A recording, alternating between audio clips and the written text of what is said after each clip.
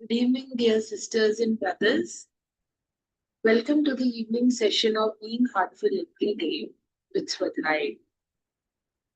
Today is day 34, and we continue our inner journey of the theme of developing awareness, a theme that has gently invited us to turn the gaze inward and discover the vast inner universe that lies behind our outer life.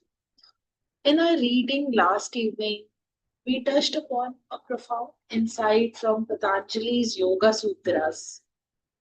Through self study, we come into communion with the divine presence. This one sutra opens up an entire spiritual landscapes. It tells us that true awareness or self study is not just about observing ourselves. It is about creating an inner atmosphere where the presence of the divine can be felt and experienced.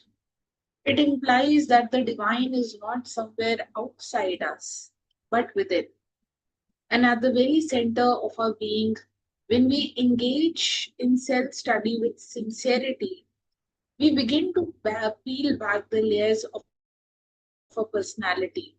We begin to witness how our moods, reactions, and behaviors fluctuate. We see ourselves in different situations at work, at home, alone, or in the place where we work. Each moment becomes an opportunity to observe what arises in me now. What does this feeling say about my deeper inner condition? And this process is beautifully supported by our heartfulness practices. Meditation takes us beneath surface thoughts into the realm of deeper feeling and eventually into the state of pure being. Cleaning helps remove the subtle impressions and distortions that cloud our perception. And the nighttime reflections enables us to gently inventory of the day, what uplifted us, what disturbed us, and offer it all in the hands of the divine with humility and trust. And in this state of attentive self observation, transformation happens naturally. As Daji reminds us, the very act of witnessing ourselves honestly is enough to catalyze change. There's no need to force it. And as our awareness deepens, life itself becomes a mirror. How we respond to others becomes a mirror. How we relate to nature becomes a mirror. Even our inner states, joy, sorrow, restlessness, all are mirrors. Every experience then becomes part of our learning. When we maintain this subtle awareness, like having one eye within and the other focused outward, we begin to live with a natural integrity. There is no separation between our inner self or outer life. We become more aligned, more centered, more peaceful, and more aware. And as we move ahead in the session, please do consider sharing the BHED or master classes with your family and friends.